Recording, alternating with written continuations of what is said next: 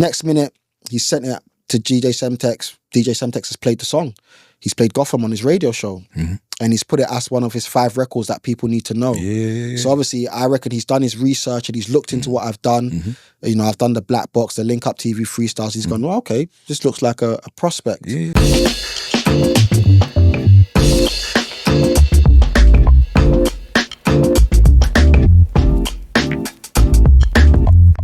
Hi, and welcome back to another episode of Afro Soul Stories.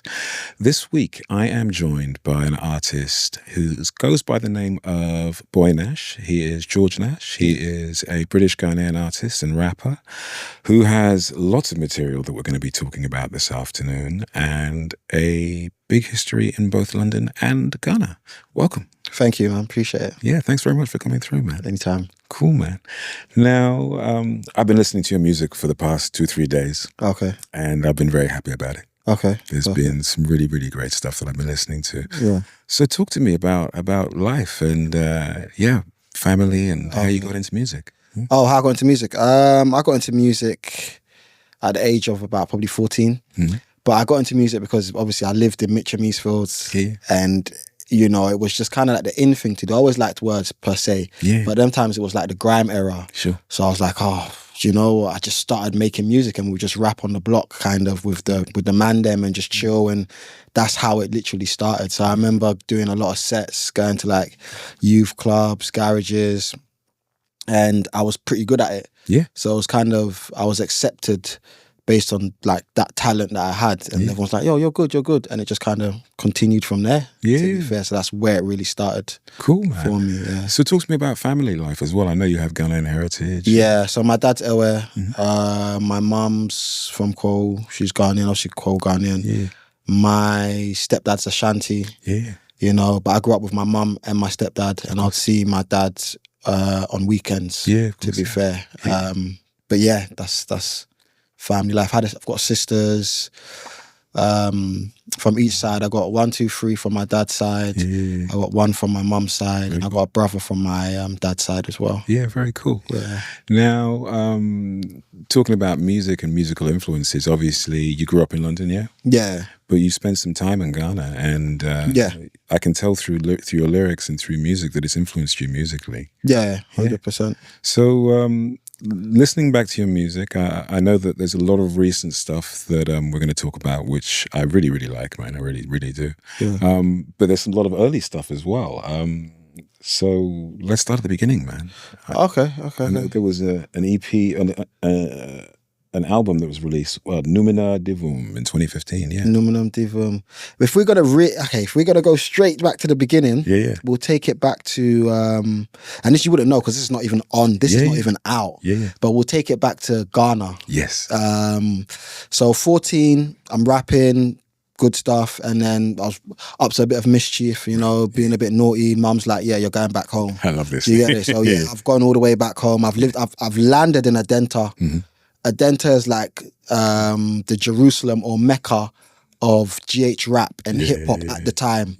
There's a big surgence of like artists who are rapping in English. The only person who was doing it back at that time was Reggie Rockstone. Yeah, of course. And he was doing it was Hip Life. So he was kind of, and he had a song in English as well. So he was kind of like one of the first. So I've landed in the big pool of this. I've gone to secondary school at St. John's Grammar. I've finished secondary school. So when you finish secondary school in Ghana, you're waiting for about a year. Before you go on to uni. So this, while we're waiting during this year, creativity, that's where the music comes in. So at that time I wasn't even called Boy Nash. That wasn't my artist name. I was just George Nash. You know, I could just rap, and you know, we did it in secondary school when I was in Ghana. It was cool. And I linked up with a guy called Looney. He went to Pope John's. And then I linked up with another guy called Nova, and he went to a school, I think it was Prempeh College. And Looney didn't live too far from Adenta, but he was a dope rapper. Nova lived in Adenta, I lived in Adenta. And we linked up and we made a song called Me a Rapper. And this song, this was the Bluetooth era. So we was just sending it to everyone. Yo, we got this new song, Me a Rapper, Me a Rapper. But all of a sudden, this song just blew up. And I remember one day there was a guy called Dr. Carl. He had a radio show called GH Rap. It was very big in Ghana. So it was, most of the youth would kind of tune in. And he started playing a record, and the record just It just grew legs of its own. Literally, it just grew legs of its own, and it just blew up. And on the underground scene, and Adenta was big in hip hop. So there was a guy called Kevin Beemore. Okay, so Kevin Blackmore was he took an interest in us, and he had something called MVNT. And then he pushed the music. J So heard about the songs. I think Looney knew J So, and then from there, like, we just kind of formed this group called Ghetto Rep. Cool. And we had a project which featured One Love the Kubala, Index, Little Shaker, Joey B, Gemini, and then that's where the music really started for me back then. So it goes back. But that project needs to be put online, to be fair. Very cool. It was released in 2010 and we've never put it out. Wow. It was just CDs back then. There was no like Spotify or it was LimeWire or something.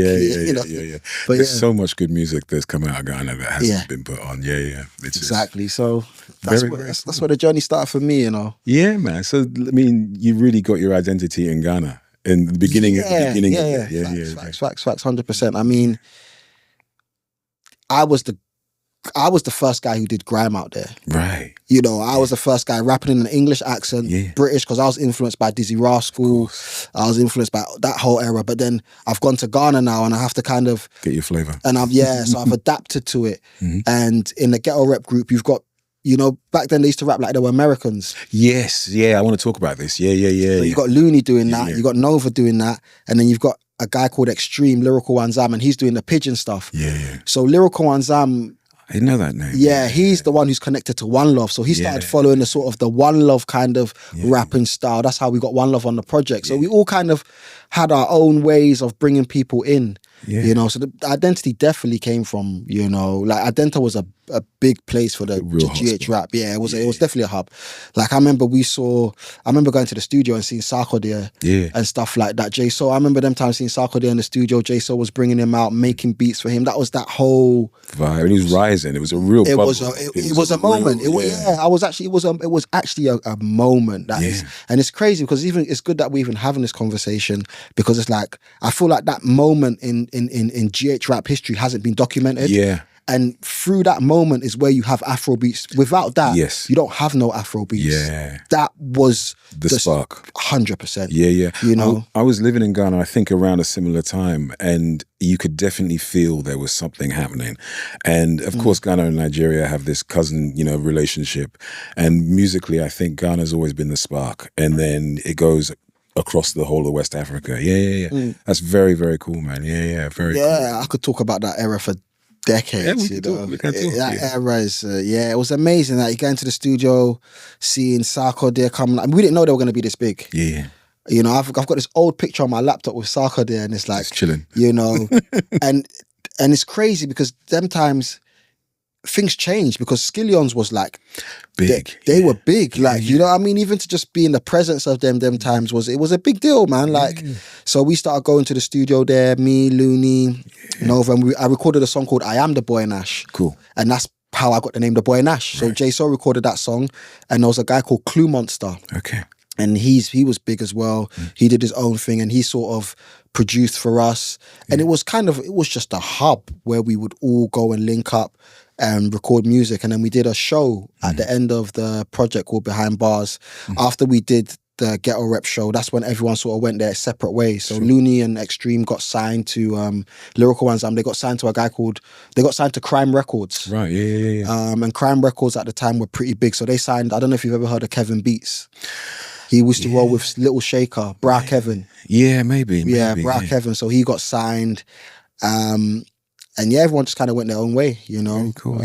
But you were around for that kind of like spark of creativity. 100%. I was there. I was going to like through Kevin Beemore, I was linking up with a lot of the Peer Pressure boys. So I was linking up with a lot of Kwaku T. Yeah, oh, God, I know Kwaku T very well. Yeah, that's my guy. So Kwaku T's my guy. We used to link up. We are very good friends. Okay, if you tell him Nash, you'll be like, oh, yeah. Okay. I'll get onto him. And then Eddie Blay. So I used to go to Eddie Blay's show a lot. Then Jay Foley took an interest in me. Started going to the 2131 radio shows, and you know, just trying to build a name for myself. And in 2012, I just decided to come back. Yeah. You know, I just got a bit tired. I finished uni. Yeah. Just tired of it. I just thought, you know, I'm coming back to London. Yeah. You know? Well, I think the good thing about Ghana is obviously it gives you a lot of flavour. But, you know, being in London and being in the UK, you've got the wider marketplace and the global marketplace. But I think that's changing now. I think that now having, and as you said, you go back and forth, really having the base in Africa is very, very important as well. You know? Cool, man. Okay, so you have returned back to the UK. Yeah. You've now got some confidence in your skills. Yeah. And how did you then move forward into the first album, which I believe was released in 2015? Numina Divum, yeah. What does that mean, by the way? God's will. It means God's will. Okay. In Latin, something like that. God's will. I've noticed a lot of biblical references. We're going to talk heavy on the Bible. Heavy on the Bible. I mean, I was raised by a mum who was a Christian. You know, my stepdad was a reverend. Right. You know, so throughout my whole life, I was just basically kind of in the Bible. You know, like with the Ghanaian thing, I never had it in me to rap negative stuff. When I rapped like things like that, it just didn't sit right with me. So I just always had a heart to just give a positive message, and that's just been how it is, and it's just grown and grown and grown and grown and grown to where I am now. I've noticed it in the music that there's been a progression, but there's also been some very specific references and sort of Hebrew-oriented references. Yes. We're going to talk about that a little bit later because it's in the chronology of how you get to. I've noticed it, and I've even been looking some words up and things. Oh, okay. That's it. No, very, very cool. So now, okay, stylistically at the beginning, I noticed something. There was definitely a nod to America in the sort of style at the beginning. Was that something that you'd say was influencing you? In terms of in terms of my music in general, in the first project, I think. Yeah. Okay. Yeah. Oh, okay. In terms of the skits and stuff. Yeah. That project was with me and Cameron Uzorka. Right. Yeah. So I've come back to the UK. I'm hell bent on music. Nothing else. Yeah. And the same process I did in Ghana to build up my name, I've got to do that again. Yeah, of course. So I'm doing the process twice. So now I'm sitting there and I'm thinking, okay, how do we make this work? I remember going to Hip Hop Nation. That was an open mic. Yeah. And I started to realize, oh, this is what they do here. So in Ghana, we didn't have open mics like that. Yeah. You know, we just put the track out, Bluetooth, and it just kind of blew up, and we would mime, and, you know, I did a few performances, but not how it was in London. So I've realized, okay, so everyone goes to open mics here. That's how you get your name. And then everyone gets on Link Up TV. So I thought, okay, if I can get on Link Up TV, then maybe I can get myself through the door. Yeah. We tried and tried, it didn't work out. And then one day, I think I got a link to get onto Link Up. So where I worked for a company called NXG. Okay. And they were a youth mentoring organization. Cool. And I got that job through music. Cool. So the manager's gone, he's looked at my videos and he's gone, I want you to come and work for me. Like, your music, come work for me. Like, this isn't, so everyone who worked there was a musician. Fantastic. So you had the likes of Kadiata, he's gone on to do great things. He's big now in music. You know, Michael Dapper worked there. Cool. So I worked alongside Michael Dapper when he was coming up. Yeah.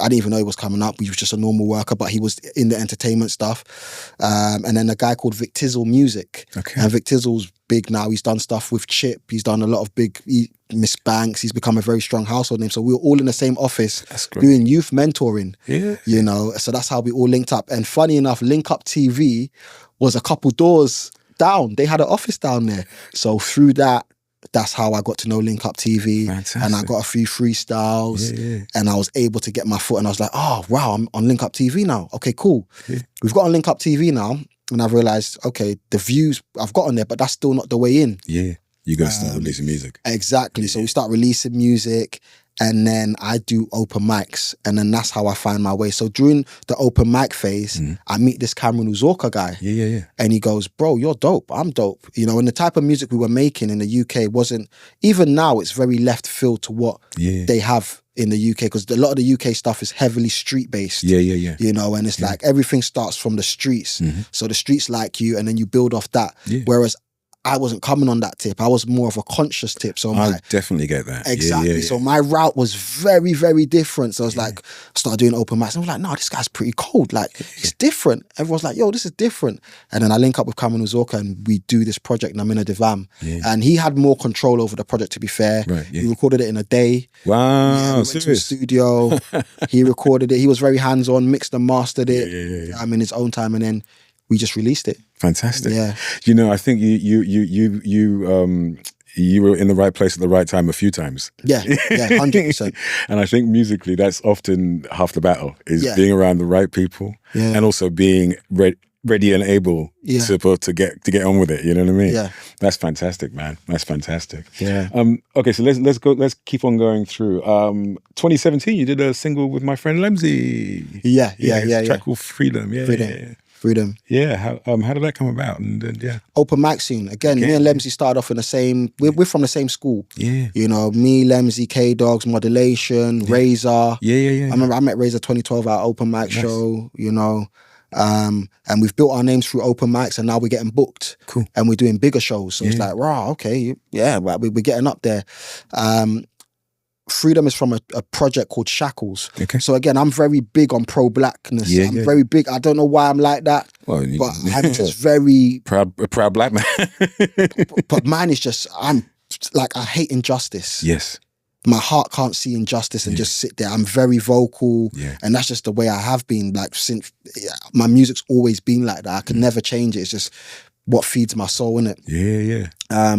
So I met Lemzi and we jumped on this track called Freedom, and it's talking about, the whole album is about shackles. It's about black people. It's about us, you know, breaking away from the mindset. Because I grew up in an era where it wasn't cool to be African. Now, I got that lyrically. You know what I'm saying? So I'm from an era where people are Ghanaian saying that, oh, I'm half Jamaican. Yes. And I'm not that guy. Yeah. I'm Ghanaian. I got that lyrically. So I think maybe even having this conversation, I think that's the revelation that's come to me just talking to you. Like, oh, maybe that's why I'm like that. Yeah. Because we were never, it's like, oh, you big nose African. But it was also like a joke, but it was also, you're being put down. Yes. You dry foot. So we're being put down, but then it's like, I'm like, no.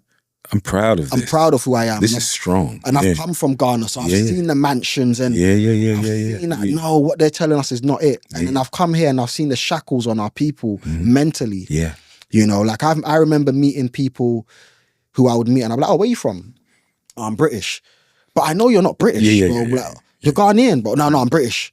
And I'm like, what's going on here? Yeah, like, so for me, if you ask me, I'm Ghanaian. There's no way I'd say I'm British by passport, but in my blood and I'm Ghanaian. Like, that's how I see myself, you know? So I think the shackles was to bring light to the system and how it not like walking around with a victim mentality, but we didn't have the same opportunities. Yes. You know, and I could see it. Like, for example, when you listen to my project Shackles, there's verses where I'm talking about like the prison system being a trap and it's a business system. Oh yeah. And we're the main clientele for that business. Yeah, of course. I talk about the music being poison and poisoning us to an extent where we go out and we become that poison, and then we fit into this whole economic pattern of what they've played out for us. So Shackles was all about that. Breaking and away Freedom, from that identity, exactly. And Freedom was a single off the project, basically. So cool. I'm talking about, I used to smoke, now I don't. I used to do this, I don't. I used to, I don't do it no more. So I'm breaking away from all of that. Yeah, do you know what I mean? I totally get it. I again, as I said, I've really been listening intently for the past few days. Okay. And lyrically, I really get the pride and identity. Yeah. And the definition and identity that seems to be very, very prevalent in your lyrics and your work. Yeah. Yeah, man. It's very, very dope. Yeah. We're going to have a playlist link up for everybody who's listening to this, because I cannot recommend your music enough, man. I've really been enjoying it. You know, okay, so let's keep on going. I like to get through things. Yeah. So there's a period of singles that I think were leading up to the next project. I've got here 2019 Gotham. Yeah. Again, very conscious lyrics. I've got down very nice retro production and retro leanings. Yeah. So that's through Mantis. Mantis is who I was telling you. Mantis is my engineer. I met him in Ghana. Fantastic. And he shot a few videos for me out there. So we've come down here. He's seen what I'm working. He's seen what I'm doing, and he said, "You know what, bro? You're talented. Come to the studio. Let's work." Yeah. And we started working, and I think we writ Gotham in 2015. To be fair, but it was about 2016. But we always knew it was a special record. Yeah, because you got a video for it as well. So we waited, and one day I was just like, "You know what? Let's put this record out." And that was kind of the breakthrough record for me in the underground scene. Yeah. So that was the song that everyone loved, that record. Yeah, it's cool. You know, that record, even the video, I never paid for the video. Like I got the video for free. Yeah, you know, because people believe in it. Yeah, for some uni students were like, yo, we like this song. We want to shoot a video for you. It looks good as well. Yeah, they did a great job. Sorted the location out. So yeah, Gotham it's like a conversation with myself. And I still perform it up to today. Like, you know, what's your purpose? What's your vision? Are you driven? Are you living? Are you breathing or existing? So it's like, I'm kind of questioning myself, like, what am I here to do? You know, but in the same time, when you're listening to it, you're questioning yourself. Because you're like, wow, what is my purpose? What is my vision? You know, like we really have to, because sometimes I believe that our thoughts are not our thoughts. Yeah. They've been shoved into our brain. And it's up to us to manifest the true reality. Yeah. Exactly. So that's what that record was about. And people just loved it. Yeah, I'd like it. I like it a lot. I still perform it you know, today. So yeah, that's where Gotham comes from. Very cool. Very cool. Now, again, just doing this chronologically, I saw you had a series of singles that came out, I think, after that. So I've got down 4 Sides, Love and Frequencies, Complicated, Chance, and Tinder. They all have similar artwork with the yellow.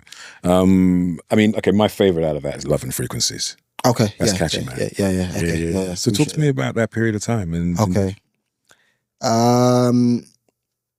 Love and Frequency. So what happens during that period of time? We've done Gotham.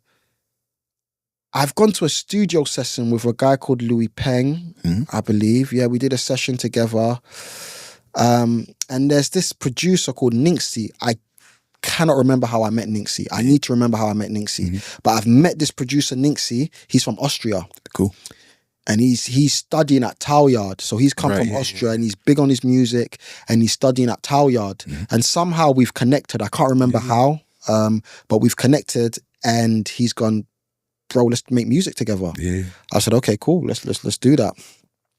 He produced Love and Frequencies, Complicated, Tinder, and One Chance. So we've worked on these records. He's linked me up with some singers. I've linked him up with some singers, and we've produced these records. And then 4 Sides was produced by a guy called Ethan. Okay, he's someone I know. And Ninxie has a link to a distribution company called Chapter 8. So he said to me, this is a German label, let's sit down with them and let's strike a deal and see whether they want to distribute your music, because I can get them to distribute it. We've had a meeting, we struck the deal, and they've said they're going to distribute the music for me. So I've given them those 4 records, which me and Ninxie produced, which made sense for them to distribute the record. And they distributed it, and Love and Frequencies just went through the roof. It's a really amazing track. It's on 3 million now. And all the records, I didn't even think Love and Frequencies was going to go. We thought it was going to be Complicated. I like that one as well. Yeah. that's in my notes as well. I thought that was going to go. Right. So I remember sitting at Talyard, like we did it. We went at me, Mantis, Ninxie, we've linked up at Talyard.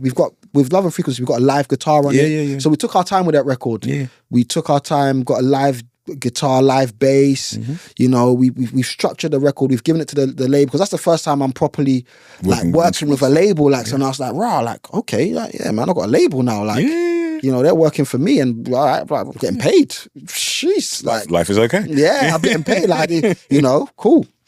So we've taken our time and really put the records together. And Love and Frequencies is just, I'm getting messages from Australia, Japan, like, it's catchy, man. I'm not wrong. Yeah. People just, and up to now, it's just still going. Do you know, that's never stopped. That's one of the great things. I mean, you know, I've got my love and my hate with Spotify, but one of the great things now is that people can come back to songs that have been released 5-10 years ago, and they can still blow up. I was watching something the other day. I don't know if you watched this American producer, Rick Beato. He has like this podcast on music, on sort of all kinds of music. And he does the Spotify top 10. Okay. And he was like, oh yeah, this Bruno Mars song has been in the Spotify top 10 for like 6 years. Wow. You know? Wow. So it's great if you really release something that's amazing. It can still have legs so many years on, you know? To grow, yeah. It's just fantastic. No, I mean, that track to me really, really jumped out. And Complicated as well. Yeah. Those were the 2 tracks that I was like, wow, this is fantastic from this era. And obviously they all have similar artwork. Yeah. So I put that as a place and time. Yeah. That's really cool, man. Okay, now my notes has said to me that we go on to some work with DJ Semtex. Yeah. So then there is an EP called So Great. And I've got down here, this really reminded me of Stories of London Life. Okay, yeah. Is that correct? Would you say that's kind of... It was the EP. Yeah. Southside, yes. You're right. It felt like a 100. I didn't see it like that prior to you saying that, but yes, 100%. So how would you say you came So about? Great was put together. I saw it more as like Southside, yes, London. I just saw it more as, because that's when I'm getting into my Hebrew side of things. Okay, yeah. So I'm more going down that. So that's how I saw it. So a lot of the stuff is kind of the beginning of centered in that energy. Yeah. So you'll see I sprinkled it in across all the songs. So that's how I saw it. Yeah. And then I also spoke of London culture and street culture. And so yeah, you're right. Yeah, that's how I saw it. Hebraic kind of. Yeah, very interesting. And then DJ Semtex. So how did you guys hook up? Yeah. All right. So Love and Frequencies. I remember when I released. So it was meant to. So before I got when I got the distribution deal, I wanted to release everything as a project. Yeah. So when I worked on the music, I worked on it as a project. So obviously, I'm doing a lot of open mics. I'm buzzing, like, I'm getting booked left, right, and center. So I have a little bit of a name for myself in the underground hip hop scene. By that time, I've opened up for J Electronica. Cool. I've opened up for Tidra Moses. I've performed at the O2. I've interviewed Wretch 32. Nice. Oh, he's amazing. So it's like everyone's seeing, there is a progression in this guy's career. He's meeting everyone, and everyone's going, this guy's. And then at that time, Love and Frequencies has done 1 million streams on Spotify. Yeah. And you got mainstream artists that haven't even done 1 million streams or even 500,000 so it's like, who is this guy? What's going on here? So before I got the deal, I did a listening party for Love and Frequencies.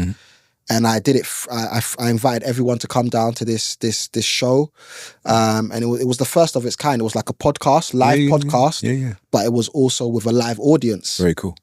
And we're listening to the music, and I've got 3 judges or 3 panel members, and everyone's giving their intake on the music. There's a guy called Def Jeff, and he tells me, bro, I want to come to the show, but at the moment I haven't got the funds to make it down to the show. So what are we doing here, bro? Can you help me get down to the show? And I've gone, yeah, bro, don't come on, man. I want you to be there. You've been supporting me like crazy, bro. Yeah, come down. So ordered him a cab. He's come down to the show. We've done the whole show. At the end of the show, he's gone, need to get back now. I've gone, no, don't worry, bro. I'll drive us back. So as we're driving, I've dropped him off at West London, and he's just said to me out of the blue, I know DJ Semtex. I'm going to send him your music. I mean, I've been going back and forth. I've heard this 1 million times. I know this, I know that. I'm like, okay, cool, yeah. Not like whatever, but I'm like, okay, great. Yeah, let's see what great happens. stuff. Let's see what happens. Yeah. Next minute, he sent it to DJ Semtex. DJ Semtex has played the song. He's played Gotham on his radio show. And he's put it as one of his 5 records that people need to know. Yeah. So obviously, I reckon he's done his research and he's looked into what I've done. I've done the Black Box, the Link Up TV freestyles. He's gone, well, okay, this looks like a prospect. Yeah. And then Semtex. So I remember one day I was just chilling. He played my music again. And he's spoken about me on a podcast. He does podcasts, and he's spoken about me, about finding new artists, and he's happy that he's found Boy Nash. So, okay, great stuff. Man. Yeah. And I remember one day I was just chilling with my friend Hakeem in his house, and Semtex just calls me. And he goes, yo, bro, I like what you're doing. Keep doing what you're doing. I want to do a project with you. Very cool. And I was like, okay. I was like, wow. Okay. Okay. And I told Hakeem, yo, Semtex just called me. And not back then, he still is a big deal. But back then, to get that call from Semtex was a big deal. It was like, he's one of the biggest hip hop DJs in the country. He's just called my phone on a casual thing, bro, I want to work with you. Yeah. I said, well, okay, well, let's do it. Yeah. And then we meet up. I remember the first time we was meant to meet up, I had Passover. So I'm big on my Hebraic stuff now. Yeah. So I've told Semtex, I was thinking about, do I go and meet him in Croydon or do I not go? I want to do Passover. But I'm big on my faith. I said, you know what, Sem, I can't do it today, bro. I got this. He's gone, okay. And he was cool about it. And I was like, I thought, okay. He was like, yeah, come back and let's meet up again. So we've met up and we've had a deep conversation about music, spirituality, life, where he's from, because I think he's half Jewish. So if I can remember, so he's talking about his understanding of scripture and stuff. He's giving me all of that insight now. Yeah. And then from there, he's like, yeah, let's work on this project. And then... You see, that's a classic example when you say you were reluctant to tell him that you wanted to have that time off. Actually, it was the correct thing to tell him because it showed that you had your principles in what you wanted to do. Yeah. So and it aligned with also his. Fantastic. So yeah, man, I remember sitting in the middle of Croydon just having a conversation for like about 2 hours, just talking about music, what he wants to do. So he wanted to get into production, and he wanted to leave stuff for he wanted to leave stuff for his children, and so he's talking about that. He's like, I used to produce and I want to get into production. I'm gonna send you some beats. Let me know what you think. Before then, actually, did he send me the beats before then or not? I can't remember. Either he sent me the beats before and we've linked up, or he sent me the beats, and as soon as he sent me the beats, I've written to them straight away. Boom, boom, boom, boom, boom. I've got songs there. I'm writing every day. I'm big on my music. And yeah, I told my engineer about him. And he was like, bro, let's get in the studio. I remember them times I was driving my Polo. I had a 57 plate Polo, some old Polo. And I've gone and I've picked him up in my little Polo, and I've gone, yeah, bro, let's go to the studio. We've gone to the studio to Mantis's, and kid you not, we've just knocked out the record. And I think in no less than probably about 2 months, if that. Nice. We're going back and forth. And we've recorded the music, and we've just had deep conversations, listened to music, giving us insight into the music industry. And then the last phase of the project was actually working with Mr. Hudson. Okay. So Mr. Hudson was the guy who sang on Jay-Z's Forever Young. Forever Young. Okay, yeah. So Semtex A&R'd him, so he had a connection to him from a long time, because Semtex has signed a lot of people, from like Jay Huss to a lot of people. He's A&R'd tons of people. So me, Mantis, and we've linked up with Mr. Hudson in the studio. That was actually quite sick. And we're in the studio together. It was just a moment. And we recorded everything there. Mr. Hudson mixed and mastered it. We shot 2 videos, and we just kept on meeting up and discussing how we were going to release the project. And then that's how So Great came about. Very cool, man. You're the man who's in the right place at the right time all the time. Think about it, you know what I mean?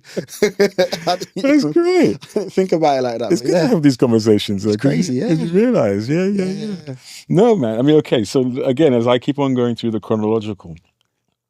Okay, so we get to now 2022. There's a series of singles. I'm going to go through them quite quickly. So Flex with SlickdotR I've got written down. And there's another single, Brown Skin. Talk to me about those. So Brown Skin was meant to be on the Love and Frequencies project. But it just didn't align with the songs. The songs the songs that we had on Love and Frequencies they're very poppy. And Brown Skin had a lot of soul in it. So that song was already sitting there. It featured a singer called Ace Motive, but the concept of the song was me trying to chat up a brown skinned woman, and then my pro-black kicked in, and I was like, no, it's getting to October. I want to do a song celebrating black women in general, or brown skinned women. I want to put them on a little pedestal and let them know how special they are and how we appreciate them and what they've done for us. Very cool. And then so I changed the singer and I changed the lyrics. And then I was like, do you know what? Let's release that record. Cool. We just put it out. Very cool. Okay, now let's go to this next series, because I feel that this was a series that happened next, because in the names of the songs, it kind of feels like they came together. 7 a.m. in Babel, 9 a.m. in Greece, 11 a.m. in Rome. Okay, yeah. That sounds like that's a moment in time for you. Yeah. And lyrically, I really started to get a lot of the Hebrew references. Talk to me about this, man. So 2020, I've just had my awakening through my spiritual, and I've just realized I think we are the true Hebrews. The Israelites. That's exactly what I got from it. That's what I believe, and that's because I grew up a Christian, and I always questioned things like Easter and Christmas, and I just have an analytical, critical mind. It's like, if you tell me 1 + 1 is 2, you got to show me it's 2. Sure. And if you can't, I'm not one of those people that just take things on the face value. So I'm like, no, something's not right. So I've done a lot of digging, a lot of research, and I've come across the migration from Egypt. I come across the Apocrypha. So no, I've come across I've put something on my Instagram, and I've said, no, Easter's not real, it's pagan or whatever. And I've researched and I found out it's not biblical. And I'm like, hold on, I knew it. And then a girl called Hamira's messaged me, and she's gone, have you heard of the Apocrypha? I said, what's the Apocrypha? She was like, the 14 books that were taken out before 16. I said, oh my gosh, I knew I was onto something. Through that, I've started fasting, praying, whatever. And along my journey, I've come to this realization where I believe that we are the true we are the true people of the book. It's not what we thought it was. Yeah. And then, I'm just in that energy. Yeah. I get it. That's where 9 a.m. in Greece is coming from, 7 a.m. in Babel's coming from. So I'm speaking on the cover-up of what I believe to be the cover-up of our true identity. Yeah. And I'm very in it. I'm in it. Like, I'm fasting, I'm praying, I'm reading. Like, I'm buying everything. I bought the Apocryphas, the Pseudepigraphas. I've got like the 1611 Bible at my house. I'm buying all of these and I'm reading. I've got historical books like From Babylon to Timbuktu. I've got the Hebrewism of West Africa. And then I'm coming across other people who are like, oh, you know this too? Yeah. Like, oh my days, you know this too? I definitely got it lyrically. That's what happens, yeah. I felt it was the conversation about the true Israelites. Yes, that's what it was. I noticed at one point you referenced people of Ghana having come from Egypt at some point. Yeah. No, really, really interesting, man. And it really piqued my interest in that whole series. Okay, now this naturally goes on to the single Scarred Thoughts. And you have the name Mikvah. Yes. Which I have to Google. Yeah. And that is a word for ritual immersion and a cleansing bath in Judaism. So how did this imagery come about, man? Okay, so Scar, so now 2021, so obviously 2020 is finished, Love and Frequencies. I've done the Fire in the Booth with Charlie Sloth, all of that good stuff. A lot of Hebrew references in that. So now, due to my belief, I'm not somebody who can rap about what I don't believe. Yeah. Everything I pen down has to be authentic and integral to me.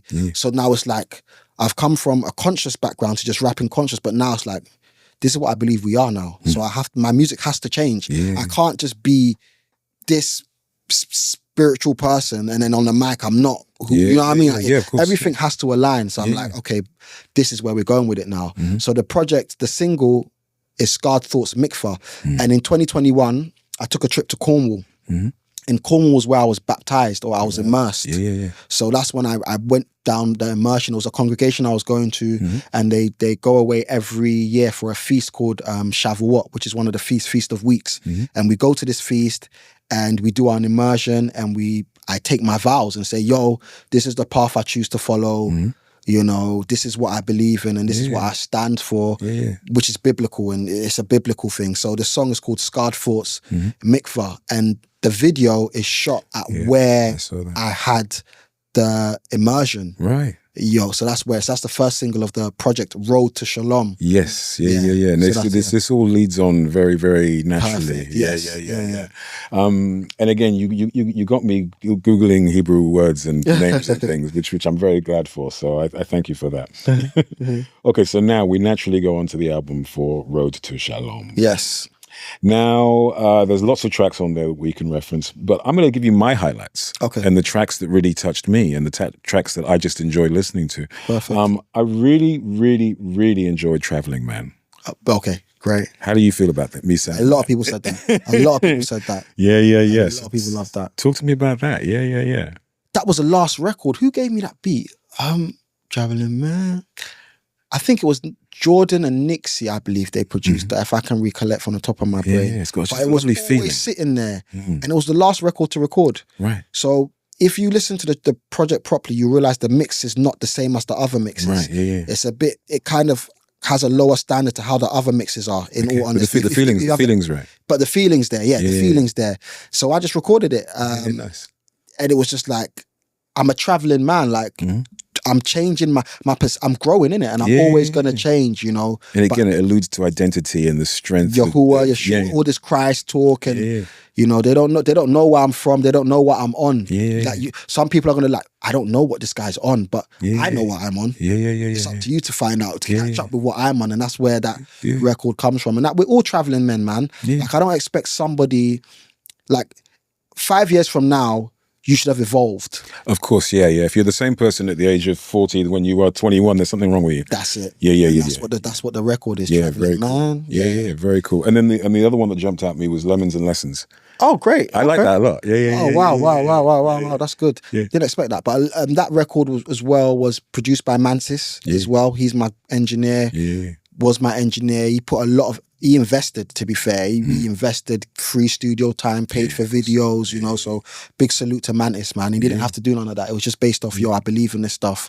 And he produced that record as well. And it was just about love and lessons, you know, things might go wrong, but nothing really goes wrong. It's always growing and learning. It's just a perception. It's how you look at things. So nothing goes wrong, innit? I mean, I always say that, you know, you must learn from your mistakes. Yes. And every time something that you think is negative happens, there's always a positive lesson to be learned from that. 100%. You know what I mean? Okay, so now there were some singles within that. Now, again, Gotham was on that album. Yeah. Transgressions was on that album. Yeah. And I'm going to reference another one, Yasharel, Lost Sheep. Yes. Now, again, I had to Google my Hebrew. Yeah.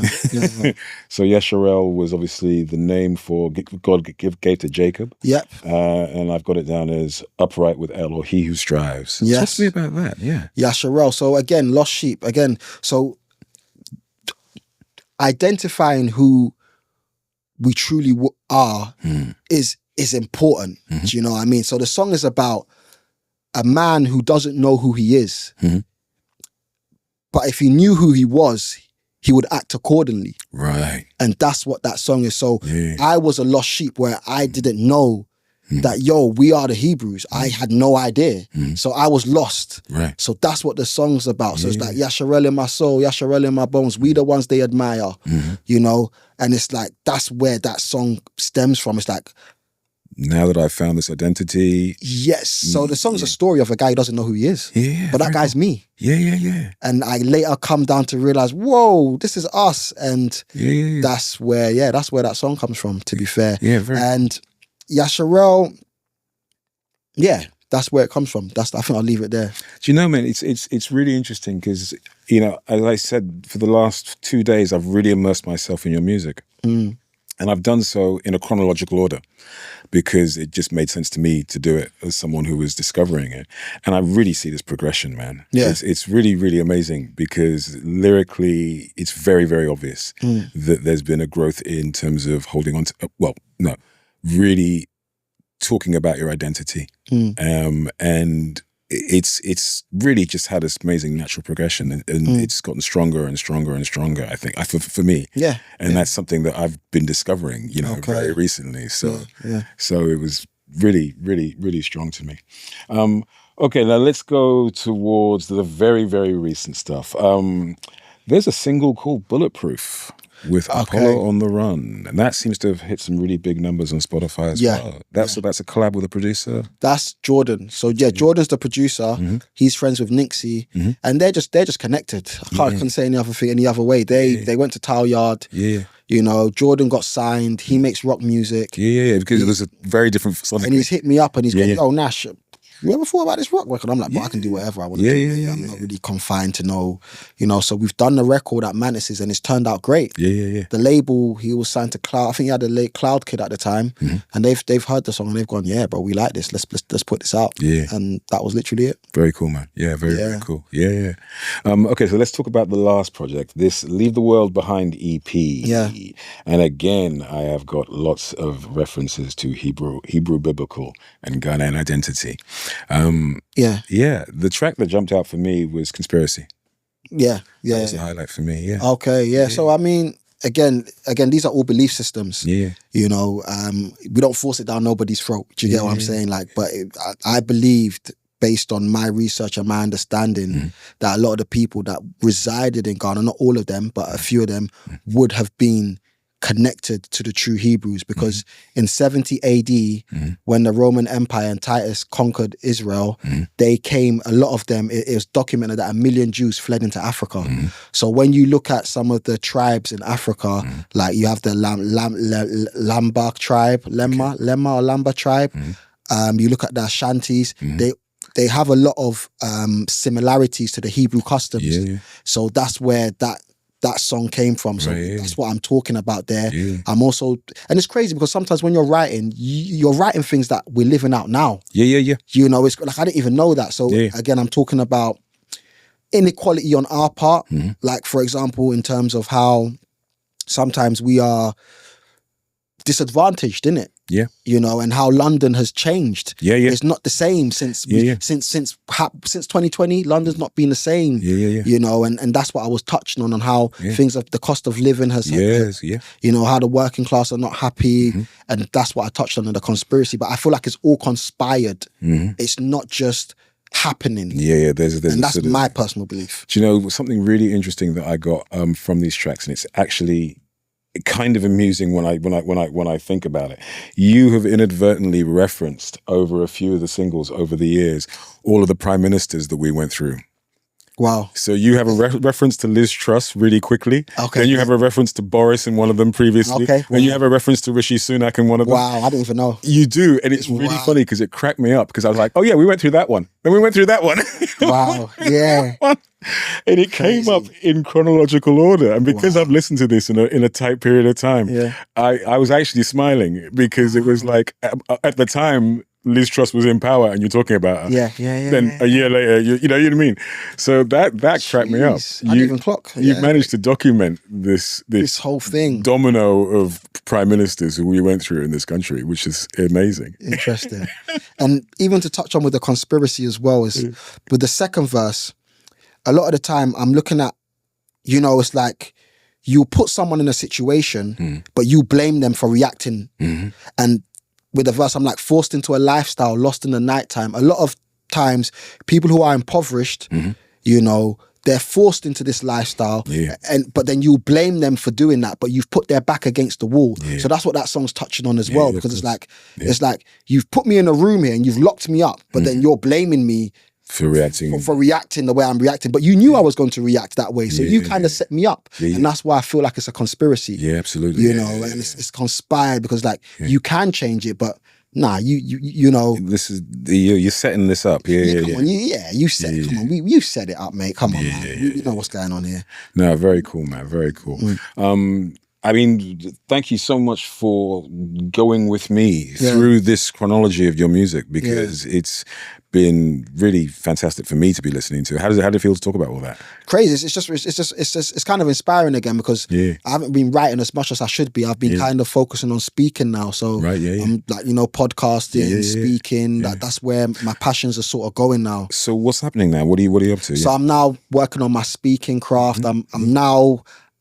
I'm rapping, but I'm now like talking about it. Like the education that I've received through spirit and through studying, I'm speaking about it on TikTok now, and I'm speaking about it on Instagram. So I've started a new page called Nash Speaks, and I'm delivering this information in spoken word now. Very cool. Not the craft spoken word, but just speaking it like I'm speaking to you. So that's what I'm doing now.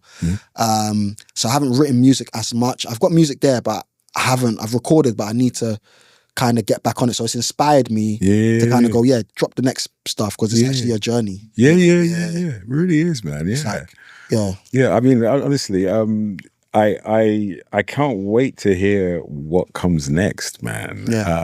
Because as I say, I've listened to this journey, and I think there's a lot more to come, man. I really, really do. Anything else you want to touch upon, man? I mean, obviously we are in London in 2025. How did that happen? I'm telling you, it's crazy. I think people should start, like, what I would say, what I want to touch on is people just, like, we got to do our research and start thinking for ourselves a bit more. You know, that's the most important thing that we can do in this time, especially in a time of AI and social media. Because again, a lot of the thoughts that you have might not be your own thoughts. You know, you're being shoved, and you're being, you know, the brain is responsive to senses. So you're constantly in the phone being shoved certain information. You're going to end up believing it to be true. If someone's told a lie over and over, they'll believe it to be true. So it's like us not being rallied into things via emotion, you know, and that's where, that's what I want to kind of touch on in my next music, is like, very cool. Let's just be individuals. Do you know what's interesting? When you talk about emotion, I'm referencing America right now with what's happening with Donald Trump. And, you know, unfortunately, the emotion of hate is the strongest emotion in order to coerce people. You know, and that's something that I've been very conscious of myself when I look to global politics right now, and I think that there's a lot of trying to push people into this sort of path of hatred. Yeah. And it's a very powerful emotion, unfortunately, and it's a very coercive emotion as well. You know, man. Thank you so much for coming down today. Yeah, thank you. Let's leave it on a positive light. Yeah, definitely. Any plans to go visit Ghana anytime? Probably next year at some point. Yeah. I got plans to go back there, see what I can do out there. Just connect with nature again. I love Ghana, man. It's nice. It's nice being there, isn't it? Yeah, I'm smiling more, man. Got my fresh coconut water. Fresh fruit. Labadi beach, my fresh fish. You made me miss that. I want to go back now. Yeah, my tilapia, man. I'm telling you, man. Just chilling at the beach with my chichinga and Ghana's just a vibe, man. I love Ghana. Yeah. I love Ghana, man. It was beautiful. I was there for 3 months. Yeah, you know, wonderful. So what time of the year were you there? I was there from January 31st to April. There you go. You get the nice winter months. Oh, I'm telling you, man. It was great. It was great. Yeah. Ghana's a vibe. No, well, you know, I mean, hopefully I will be back there soon. And it would be nice to catch up. Yeah, in a different vibe. Man. Thank you so much for coming down, man. Yeah, man. Thank you as well, man. It's been a pleasure. It's been an absolute pleasure, man. Nice, man. Thank you, man.